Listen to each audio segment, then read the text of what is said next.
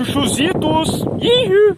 Fala, chuchuzada, belezinha? Olha só, hoje vamos falar sobre o modal ferroviário no Brasil. Pode ser ou tá difícil? Vamos lá?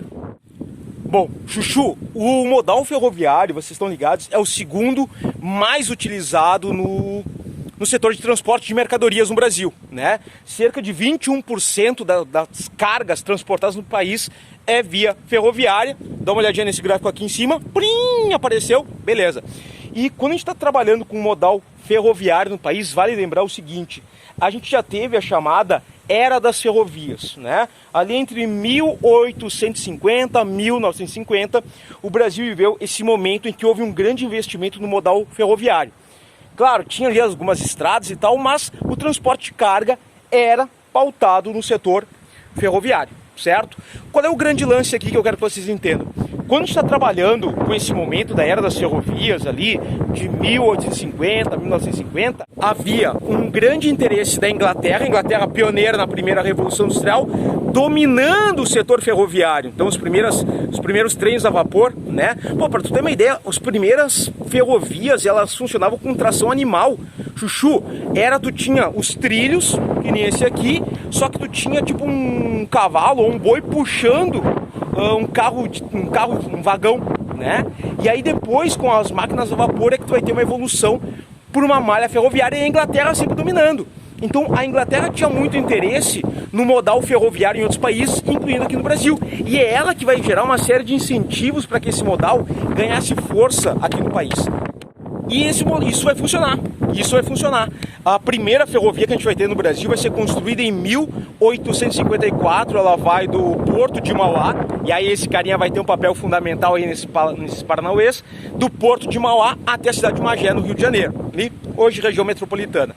Chuchu, e o Barão de Mauá era um grande entusiasta do setor ferroviário brasileiro. Ele vai construir, ou vai financiar a construção de várias ferrovias.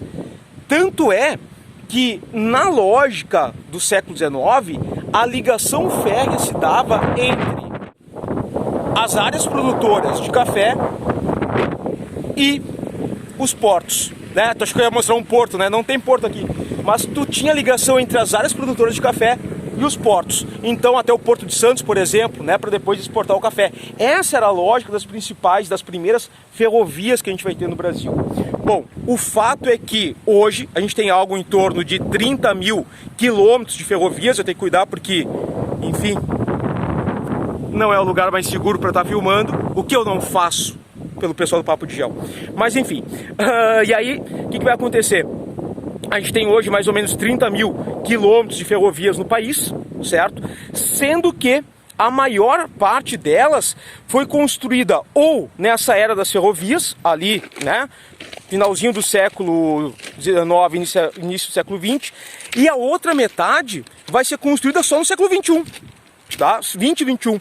Então a gente tem um momento bem intenso ali de desaceleração dos investimentos no modal ferroviário.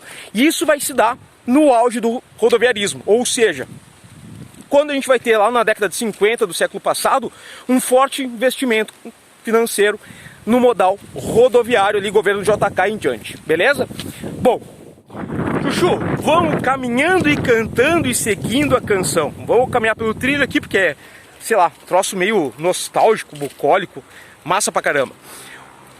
O fato, Chuchuzinho, é que hoje a gente tem dois grandes tipos, digamos assim, não são tipos, mas dois grandes grupos de ferrovias no país. O primeiro grande grupo é aquela ferrovia que ainda hoje faz a ligação entre as áreas produtoras, as áreas produtoras de minério ou, enfim, de produtos agropecuários até as regiões portuárias, tá? Então, por exemplo, a gente vai ter a estrada de ferro Minas Vitória, que vai fazer a ligação entre a região metropolitana de Belo Horizonte, a região do quadrilátero ferrífero, melhor dizendo, até o porto ali de Espírito Santo, tá? E a gente vai ter um outro exemplo desse tipo de ligação, é a estrada de ferro Carajás, que vai ligar então a região mineradora de Carajás, outra grande área mineradora de ferro, tal qual o quadrilátero ferrífero, mas fica lá no Pará, ligando então essa região do Carajás até o porto de Itaqui, no Maranhão. Opa, tropecei de novo. Não tá fácil caminhar aqui, tá? Mas é melhor eu caminhando do que o trem passando por cima de mim, então tá de boas, certo? Esse é o primeiro grupo, ligando as áreas produtoras de produtos minerais ou produtos agropecuários até as regiões portuárias. E o outro tipo de estrada de ferro que a gente tem são aquelas que vão interligar as regiões do país. Então tu tem, por exemplo, essa aqui que é a estrada de ferro Tereza Cristina, certo? Em Santa Catarina. Vai pegar aqui municípios de Uruçanga, Criciúma, Lauro Miller e tal. Ela faz um transporte sobretudo de carvão mineral, que é um produto bem comercializado e bem utilizado aqui no sul de Santa Catarina. Show? Além da Tereza Cristina, a gente tem a Estrada de Ferro Central do Brasil, que faz a ligação ali do quadrilátero ferrífero de novo, tá? Até a região do Rio de Janeiro, São Paulo, escoando minério de ferro. A gente vai ter a Transnordestina também, fazendo esse caminho e fazendo essa lógica, distribuindo mercadorias entre estados do território brasileiro. Chuchu, o grande lance é que, da mesma forma que a gente tem uma concentração muito grande das rodovias, estrada, né, caminhão, isso era para ser um caminhão, mas de caminhão, né, de carros. Na região sul e sudeste, a mesma coisa acontece com a malha ferroviária. Para vocês terem uma ideia, mais da metade, tem que ficar ligado, vocês estão vendo um trenzinho lá atrás. Já pensou eu aqui, filmando, e só vem aquele... Já era. Mas enfim, mais da metade da malha ferroviária brasileira, Chuchu, se concentra na região sudeste do país. Tá ali. Claro, pô, se as primeiras ferrovias surgem no intuito de ter um escoamento da produção de café, a região sudeste ganha ferrovia, que era a grande área produtora de café. Depois, circulação de matéria-prima e mercadorias. Pô, primeira área industrial do Brasil, sudeste. Então tu concentra ferrovias na região sudeste do país. A região, por exemplo, a região norte e centro-oeste, ela só tem 8% da malha ferroviária brasileira. É muito pouco. Existem projetos de integração ferroviária da região, do restante do Brasil com a região norte, com a região centro-oeste, tá? Então tem ideia, assim, por exemplo, a ferrovia biamazônica, né? Biamazônica, olha eu. Um exemplo disso é a ferrovia bioceânica, que ela faria uma ligação entre o litoral do Rio de Janeiro até o porto de Ilo, no Peru. Cara, a bioceânica ela seria construída com um grande investimento chinês. Pois é. E por que isso? Porque ela sai do Rio de Janeiro, tem um dog lá, tá vendo ele ali? Tá? Ela sairia do litoral do Rio de Janeiro. Rio de Janeiro é o estado do Brasil que tem a maior produção de petróleo. Passaria por Minas Gerais, grande produção de ferro, maior do Brasil, quadrilátero ferrífero, já falamos. Passaria pela região centro-oeste, Mato Grosso, maior produtor de soja. Peraí, e o que a gente exporta para a China? Olha aqui em cima. O que a gente exporta para a China? Beleza, é isso. Ela vai passar pelas áreas de maior produção de petróleo, minério de ferro e soja, que é o que a gente mais exporta para eles. Então essa ferrovia bioceânica para os chineses é muito interessante. E ela chegaria lá no porto de Ilo, no litoral peruano, e a partir daí só atravessar o Oceano Pacífico e ela vai chegar, essa mercadoria chegaria na China. Os caras não estão brincando, tá?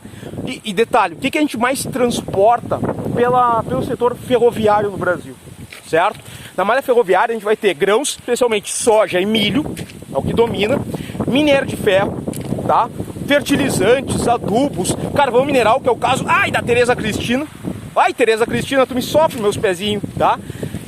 Containers, enfim, uma série de produtos, mas principalmente grãos e minério de ferro.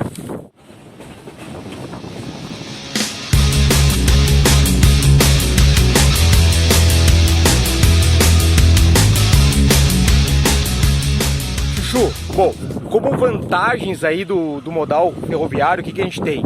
Pontos positivos, né? Ele é mais seguro, ele é menos poluente, a gente tem uma série de economias relativas à manutenção do sistema.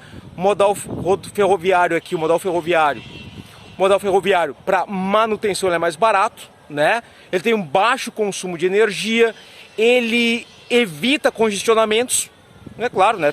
Temos só o trem ali circulando mesmo e tem pouca interferência na questão climática. Agora, como pontos negativos, pontos de desvantagem. Ele é pouco flexível, né? Os horários têm que ser fixos para não dar um choque de trens aí, um troço absurdamente caótico, né? Necessita de translado, né? E ele acaba tendo um custo elevado para instalação do sistema férreo, da malha férrea, beleza? Bom, Chuchu, um ponto importante que eu quero ver com vocês é o seguinte, olha só. E o fato é que assim, ó, um vagão desse aqui, um vagão graneleiro que a gente chama, que vai carregar ali milho, soja e tal, ele consegue carregar cerca de 100 toneladas de grãos, certo? E isso significa que ele substitui 4 caminhões. É uma vantagem ambiental gigantesca. Ele é muito mais ambientalmente correto.